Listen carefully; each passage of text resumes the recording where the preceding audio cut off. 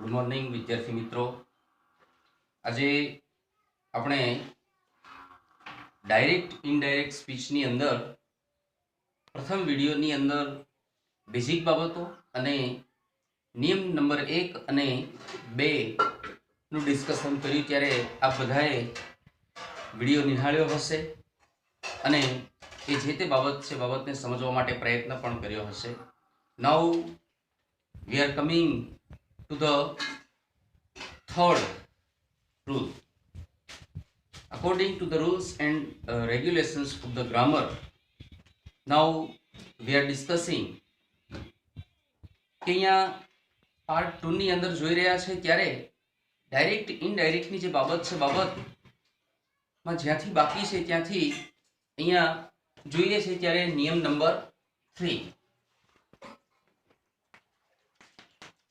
નિયમ નંબર 3 ની વાત કરીએ છીએ ત્યારે આમ તો સેકન્ડરી સેક્શનની અંદર આપ સૌ અભ્યાસ કરીને આવ્યા છો એટલે આ બધા જે નિયમો છે નિયમો વિશે તમને ખ્યાલ હશે. નિયમ નંબર 3 ની અંદર આવે છે રિપોર્ટિંગ વર્બ. Reporting verb.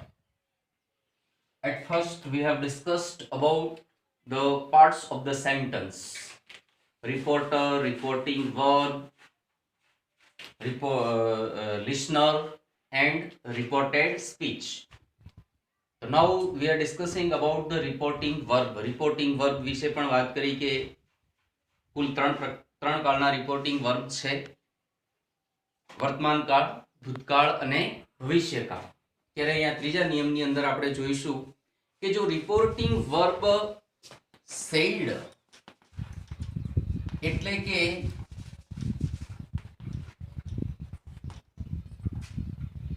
ભૂતકાળનું હોય તો ડાયરેક્ટ માંથી ઇનડાયરેક્ટ સ્પીચમાં રૂપાંતર કરતા નીચે જણાવ્યા મુજબના કાળનું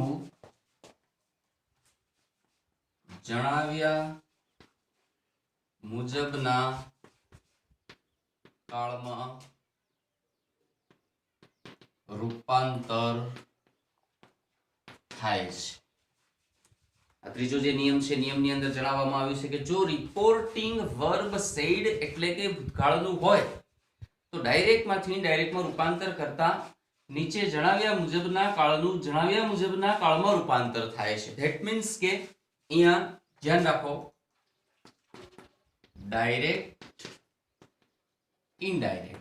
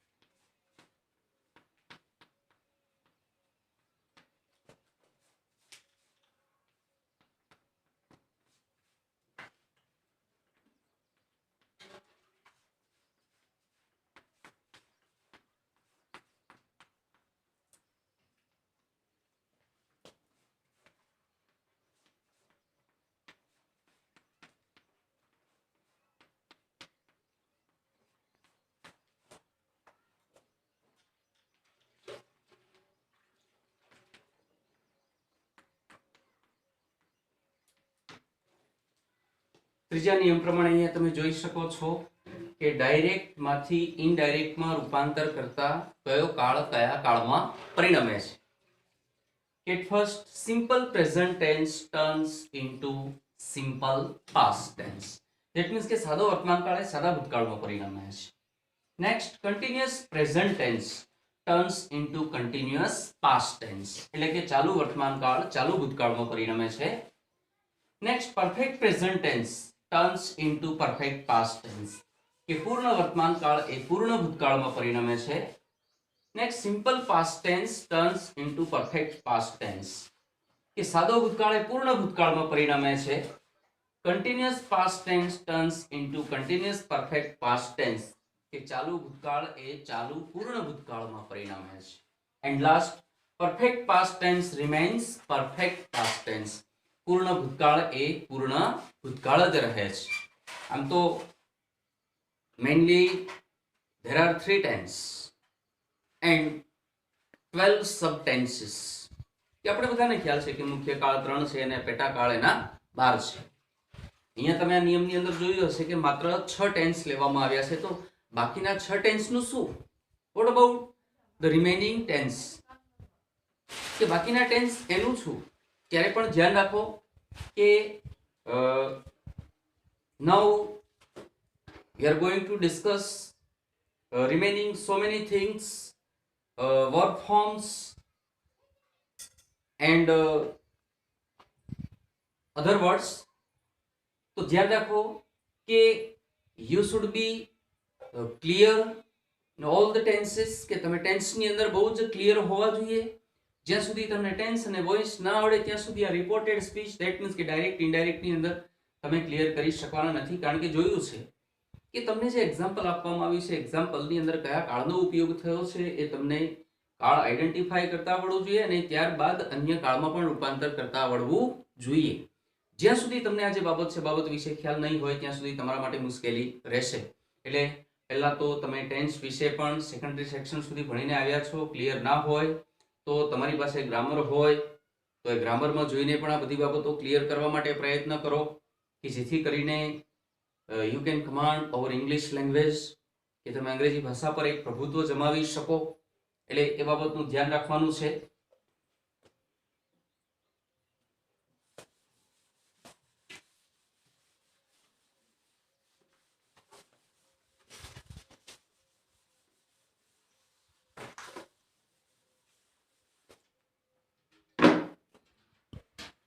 જ્યારે પણ ત્રીજા નિયમની જ વાત કરી રહ્યા છે ત્યારે ક્રિયાપદોમાં થતા ફેરફાર.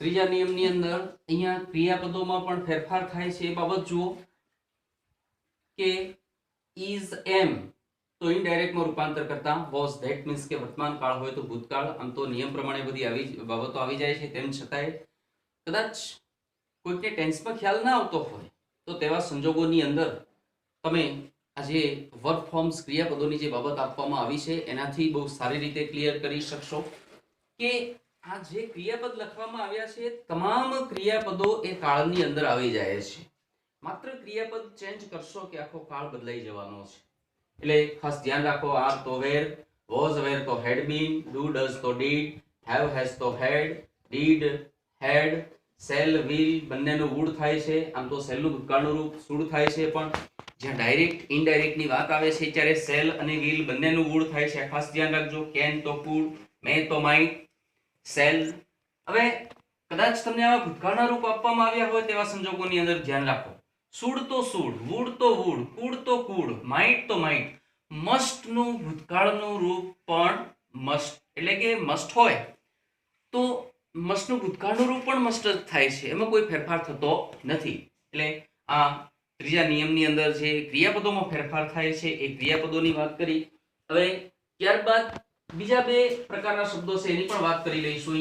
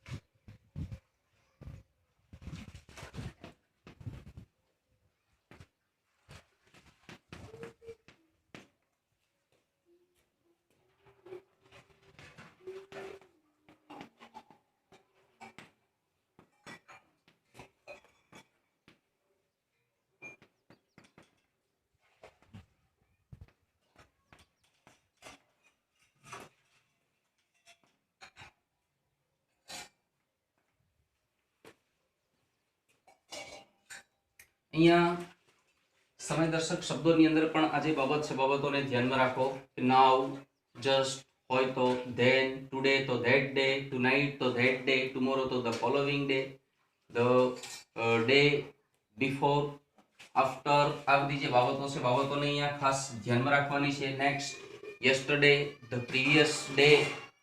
અહીંયા એવી રીતે કદાચ તમને આપવામાં આવે ધ next day તો the following day. એટલે અહીંયા દરેકે આ જે બાબત છે બાબતને ખાસ ધ્યાનમાં રાખવાની છે. સમયદર્શક શબ્દોની વાત કરવામાં આવી છે. હવે ત્યાર પછી સ્થળદર્શક શબ્દોની વાત કરીશું.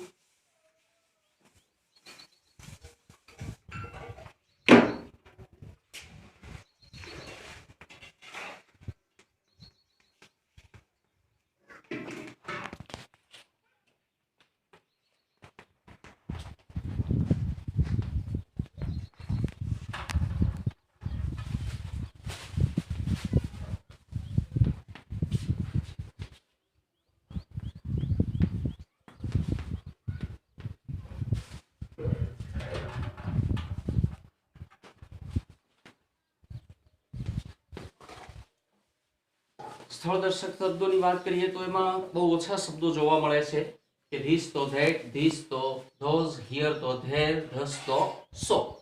આ રીતે અહીંયા નિયમ નંબર 3 ની અંદર ઘણી બધી બાબતોનો સમાવેશ થાય છે. આ બધી જે બાબતો છે બાબતોને ધ્યાનમાં રાખવાની છે. જો આ નિયમ નંબર 3 ની અંદર તમે બધી બાબતોને બરાબર સમજશો, ટેન્સ વિશે ખ્યાલ હશે, તો એમાંથી તમને કોઈ પણ પ્રકારનું વાક્ય આપવામાં આવ્યું હોય એ જે વાક્ય છે વાક્ય ઇઝીલી તમે ક્લિયર કરી શકશો.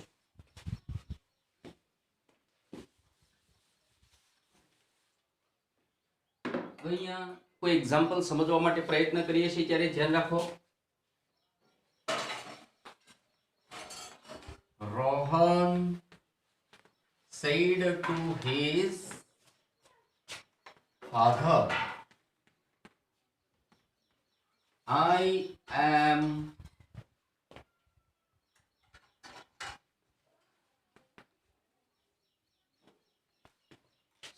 I was going to market yesterday. यहाँ जस्ट एक एग्जांपल લીધું છે કે Rohan said to his father, રોહને તેના પિતાજીને કહ્યું કે I was going to market yesterday, ગઈકાલે હું બજારમાં જઈ રહ્યો હતો. હવે આને ઇનડાયરેક્ટ માં રૂપાંતર કરીએ છીએ ત્યારે said that means કે ભૂતકાળનું રિપોર્ટિંગ વર્બ છે. હવે ઇનડાયરેક્ટ માં રૂપાંતર કરવું છે ત્યારે રિપોર્ટેડ સ્પીચના વાક્યની અંદર જે કાળ છે કાળ ઓળખો. I was going to market yesterday, કયા કાળનો ઉપયોગ થયો છે જોતાની સાથે તમને ખ્યાલ આવવો જોઈએ કે was going, that means કે ચાલુ ભૂતકાળનો ઉપયોગ થયો છે, તો તમને ખ્યાલ આવવો જોઈએ કે ચાલુ ભૂતકાળ એ ચાલુ પૂર્ણ ભૂતકાળમાં પરિણમે છે. કદાચ એ રીતે ખ્યાલ ના આવે તો તમે જે ક્રિયાપદો લખાવ્યા છે એના આધારે પણ જોઈ શકો છો. was કે were હોય તો ત્યાં had been already લખાવ્યું છે, એટલે એ રીતે જુઓ તો Rohan told his father, that conjunction તરીકે વપરાશે. તે હવે રોહને જે કઈ વાત કહી છે પોતાના વિશે કહી છે એટલે રિપોર્ટેડ સ્પીચના વાક્યમાં જે સર્વનામ છે સર્વનામમાં ફેરફાર થશે, એટલે રોહનને ધ્યાનમાં રાખીને સર્વનામ મૂકીશું તો આની જગ્યાએ he had been going to market yesterday, તો the previous day. આ રીતે તમને કાળ ઓળખતા આવડવો જોઈએ અને ત્યારબાદ એ જે કાળ છે કાળ બીજા કયા કાળમાં પરિણમે છે એ રીતે આ દરેક કાળના ફોર્મેશન્સ પણ તમને બરાબર ધ્યાનમાં હોવા જોઈએ, તો જ તમે અહીંયા એને ઇનડાયરેક્ટમાં રૂપાંતર કરી શકશો. એટલે આનું દરેકે ધ્યાન રાખવાનું છે. અહીંયા ત્રીજો જે નિયમ છે નિયમનું ડિસ્કશન કર્યું. હવે ત્યારબાદ નિયમ નંબર 4 તરફ જઈશું.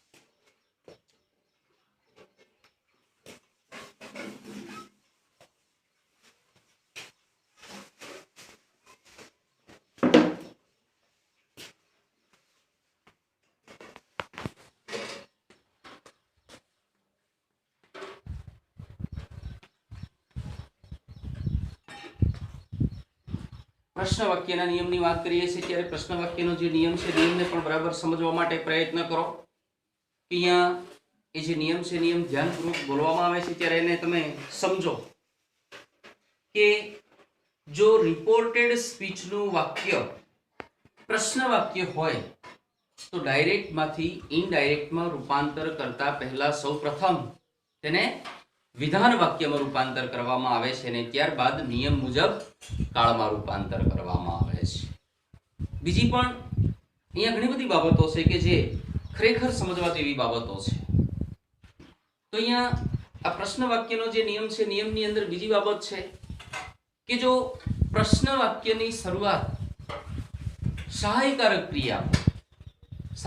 ક્રિયાપદ એટલે there are so many helping verbs like is, am, are, was, were, do, does, did, have, has, had, shall, will, can, may, should, would, could, might, must, all are known as helping verbs. આ બધા જે ક્રિયાપદો છે ક્રિયાપદોની વાત કરીએ તો એને સહાયકારક ક્રિયાપદો તરીકે ઓળખવામાં આવે છે. એટલે જો પ્રશ્ન વાક્યની શરૂઆત સહાયકારક ક્રિયાપદથી થઈ હોય તો ઇનડાયરેક્ટમાં રૂપાંતર કરતા સંયોજક તરીકે if કે whether વપરાય છે. સંયોજક તરીકે if અથવા તો whether વપરાય છે. નેક્સ્ટ, જો પ્રશ્ન વાક્યની શરૂઆત WH વર્ડ ધેટ મીન્સ કે what, where, when, why, which, whom, who, whose, how many, how much, આ બધા જે શબ્દો છે શબ્દોને WH વર્ડ અથવા તો પ્રશ્નસૂચક શબ્દો તરીકે ઓળખવામાં આવે છે. કેમ પ્રશ્નસૂચક શબ્દો તરીકે ઓળખવામાં આવે છે? કારણ કે આપણે કોઈ પણ વ્યક્તિને પ્રશ્ન પૂછીએ છીએ ત્યારે આ શબ્દોનો ઉપયોગ કરીએ છીએ કે ભાઈ તમારું નામ શું છે, તો વોટ શબ્દનો ઉપયોગ કરીએ છીએ કે વોટ્સ યોર ગુડ નેમ. એવી જ રીતે તમે ક્યાં જઈ રહ્યા છો એમ પૂછો તો વેર આર યુ ગોઈંગ નાઉ. એટલે આ બધા જે શબ્દો છે શબ્દોને પ્રશ્નસૂચક શબ્દો તરીકે ઓળખવામાં આવે છે કે આપણે કોઈ પણ વ્યક્તિ પાસેથી કોઈ પણ પ્રકારની ઇન્ફોર્મેશન માહિતી પ્રાપ્ત કરવા માંગીએ છીએ ત્યારે આ જે શબ્દો છે શબ્દોનો ઉપયોગ કરીને પ્રશ્ન પૂછીએ છીએ. એટલે અહીંયા કોઈ પ્રશ્ન વાક્યની શરૂઆત આવા પ્રશ્નસૂચક શબ્દ એટલે WH વર્ડથી થઈ હોય તો એ પ્રશ્નસૂચક શબ્દ એટલે કે WH વર્ડ શબ્દ પોતે જ સંયોજક તરીકે વપરાય છે. WH વર્ડ્સ એટલે કે પ્રશ્નસૂચક શબ્દ, પ્રશ્નસૂચક શબ્દો. લાસ્ટ મેટર એમાં કે અહીંયા જો રિપોર્ટેડ સ્પીચનું વાક્ય પ્રશ્ન વાક્ય હોય તો ડાયરેક્ટ માંથી ઇનડાયરેક્ટ માં રૂપાંતર કરતી વખતે એ બાબતને પણ ધ્યાનમાં રાખો કે સેડ ની જગ્યાએ આસ્ક્ડ વપરાય છે. સેડ ના બદલે આસ્ક્ડ. આટલી જરૂરી બાબતોને ધ્યાનમાં રાખો. તો નિયમ નંબર 4 ને ધ્યાનમાં રાખીને આપણે અહીંયા એક્ઝામ્પલ પણ જોઈએ છે ત્યારે ધ્યાન આપો.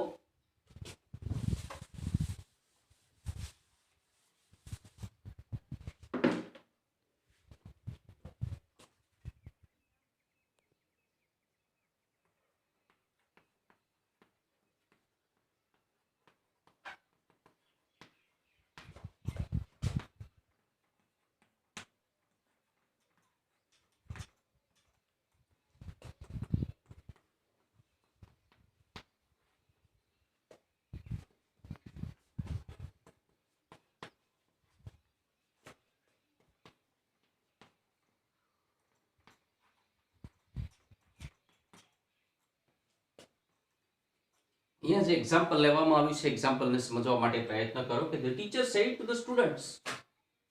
શિક્ષકે વિદ્યાર્થીઓને કહ્યું કે have you completed the homework. તમે તમારું કામ હોમવર્ક પૂર્ણ કર્યું છે? તો ઇનડાયરેક્ટ માં રૂપાંતર કરીએ છીએ ત્યારે ધ્યાન રાખો કે the teacher asked the students. હવે પ્રશ્ન વાક્યની શરૂઆત હેવ થી થઈ છે એટલે સંયોજક તરીકે if. હવે હેવ યુ કમ્પ્લીટેડ વિધાન વાક્યમાં રૂપાંતર કરશો તો યુ હેવ કમ્પ્લીટેડ. કાળ કયો છે? પૂર્ણ વર્તમાન કાળ. તો પૂર્ણ વર્તમાન કાળ કયા કાળમાં પરિણમશે? પૂર્ણ ભૂતકાળમાં. હવે અહીંયા યુ ને ધ્યાનમાં રાખીને એટલે લિસનર ને ધ્યાનમાં રાખીને સર્વનામ મૂકશો તો ધ સ્ટુડન્ટ બહુવચન છે એટલે યુ ની જગ્યાએ ધે. હેવ તો હેડ.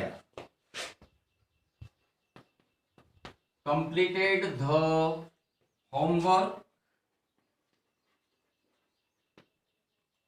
તો આ રીતે પૂર્ણ વર્તમાન કાળ એ પૂર્ણ ભૂતકાળમાં પણ રૂપાંતર થઈ ગયું અને પ્રશ્ન વાક્ય છે તો પ્રશ્ન વાક્યના નિયમ પ્રમાણે અહીંયા ડાયરેક્ટ માંથી ઇનડાયરેક્ટ માં રૂપાંતર કરવામાં આવ્યું છે. ઓકે, હવે જે કઈ નિયમ બાકી છે એનો વિડિયો ફરી પાર્ટ 3 માં આવશે ત્યારે બાબતને પણ દરેક સમજવા માટે પ્રયત્ન કરજો અને બરાબર સમજજો અને પ્રિપેરેશન કરજો. Okay, thanks.